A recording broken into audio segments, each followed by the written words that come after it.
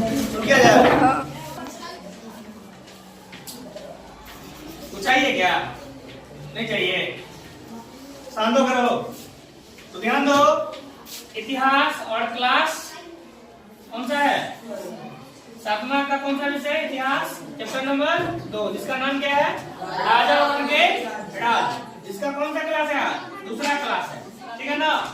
तो जो रीडिंग करने के बाद कुछ पॉइंट्स आया उसके बारे में हम बता दें। पहला पॉइंट था महाराज। क्या है महाराज? जिसका अर्थ क्या होता है? राजाओं का राजा। जो राजा से ऊपर होते हैं ना, वही राजाओं का राजा क्या कहलाएगा? महाराज। उसके बाद ध्यान देना है लगान के बारे में। तो लगान का मतलब होता है टैक्स, है ना? किसी वस्तु या कोई जगह के बदले में जो टैक्स दिया जाता है वही क्या है? लगान है। थोड़ा ध्यान दे लो। कृषि भूमि या संपत्ति के उपयोग के बदले में भूमि के मालिक या सरकार भी हो सकता है, वो समय समय पर दिया जाने वाला अनिवार्य कर यानी टैक्स क्या कहलाता है? राजस्व, किराया या लगान कहलाता है, ठीक है ना? इस बात को ध्यान सबको देना है। उसके बाद भूस्वामी के बारे में जानना है। तो भूस्वामी क्या है? स्पष्ट बात है, जो जमीन का मालिक होगा, जो धरती का मालिक होगा, जो भूमि का मालिक होगा, वही क्या है? भूस्वामी।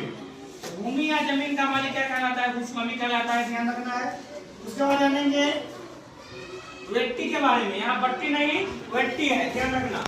जो नगद के बजाय क्या है? जबरन या जबरदस्ती श्रम के रूप में क्या लिया जाता था, ध्यान रखना। और उस समय में, जिस समय की ये घटना हुई थी, उस समय का बात है। उस समय में तमिलनाडु में चोल वंशों के द्वारा लिए गए कर यानी टैक्स अनेक प्रकार से लिए जाते थे, जो इस प्रकार है। तो ध्यान दो, पहला है मकान पर छाजन डालने पर भी क्या लगता था? वहां पे कर या टैक्स लगता था, ठीक है ना? उसके बाद ध्यान देना है, जो खजूर या तार पर चढ़ने के लिए सीढ़ी का जो इस्तेमाल होता था, उसमें भी क्या लगता था? कर लगता था। उसके बाद ध्यान देना है, जो पारिवारिक संपत्ति होती थी, जो उसका उत्तराधिकार होता था, उससे भी क्या किया जाता था? हासिल करने वाले कर होते थे। ये सब मिलता है, ठीक है ना? अब ध्यान देना है थोड़ा, तो ध्यान दो।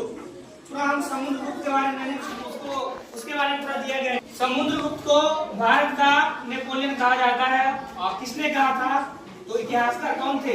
A.V. स्मिथ ने कहा था। उसके बाद अगला क्वेश्चन है, जो समुद्रगुप्त के दरबारी कवि कौन थे? तो कौन थे वो? हरिसेन थे। उसके बाद ध्यान देना है, जो समुद्रगुप्त को अन्य नाम से भी जाना जाता है। पहला क्या था?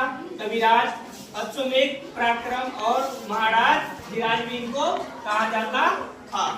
उसके बाद अगला क्वेश्चन है, जो प्रयाग प्रशस्ति किस भाषा में लिखा गया था? किस भाषा में? संस्कृत भाषा में।